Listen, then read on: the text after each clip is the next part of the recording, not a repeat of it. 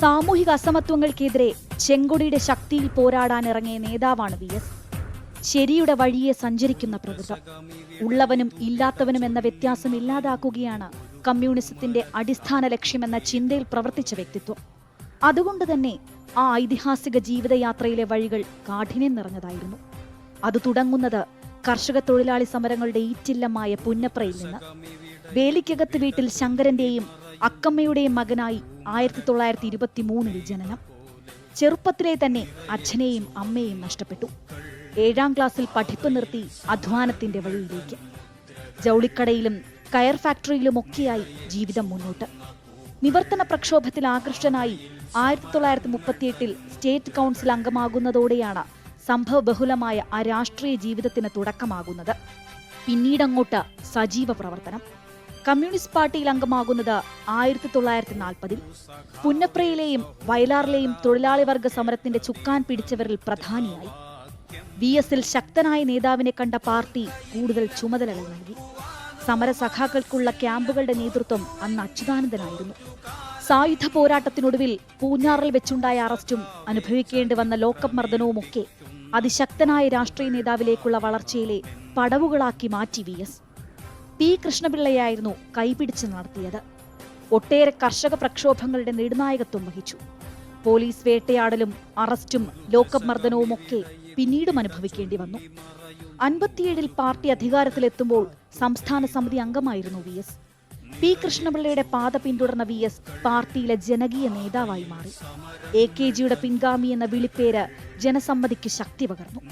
എന്നാൽ സംഘടനാരംഗത്തെ പാടവം പാർലമെന്ററി ജീവിതത്തിലെ ആദ്യഘട്ടത്തിൽ പ്രയോജനം ചെയ്തില്ല. തുടക്കത്തിൽ തിരിച്ചടികളാണ് നേരിടേണ്ടി വന്നത്. 1965 സ്വന്തം വീടുൾപ്പെടുന്ന അമ്പലപ്പുഴ മണ്ഡലത്തിൽ നിന്ന് നിയമസഭയിലേക്ക് ആദ്യമായി മത്സരിച്ചപ്പോൾ തോൽവിയായിരുന്നു ഫലം.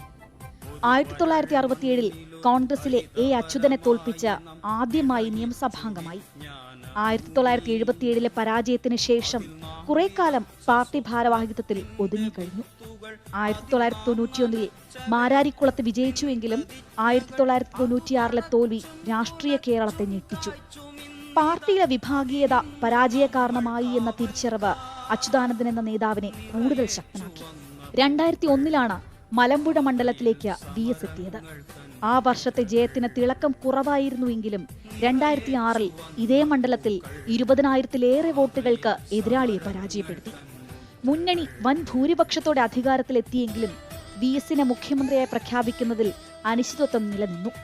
ഏറെ ചർച്ചകൾക്കൊടുവിൽ സംസ്ഥാന സമിതി ചേർന്നാണ് VSനെ മുഖ്യമന്ത്രിയായി പ്രഖ്യാപിച്ചത്. പിന്നീട് അങ്ങോട്ട് കേരളം കണ്ടത് കരുത്തുള്ളൊരു മുഖ്യമന്ത്രിയെ. പാർട്ടി സമ്മർദ്ദങ്ങൾക്കും സ്വജന താൽപര്യങ്ങൾക്കും വഴങ്ങാതെയുള്ള തീരുമാനങ്ങൾ. പാളയത്തിൽ തന്നെ ശത്രുക്കളെ സൃഷ്ടിച്ചു. മുഖ്യമന്ത്രിയായിരിക്കെ മൂന്നാറിലെ അനധികൃത കെട്ടിടങ്ങൾ ഇടിച്ചു പൊളിക്കാനുള്ള തീരുമാനം പാർട്ടിയിൽ ഞെട്ടലുണ്ടാക്കി.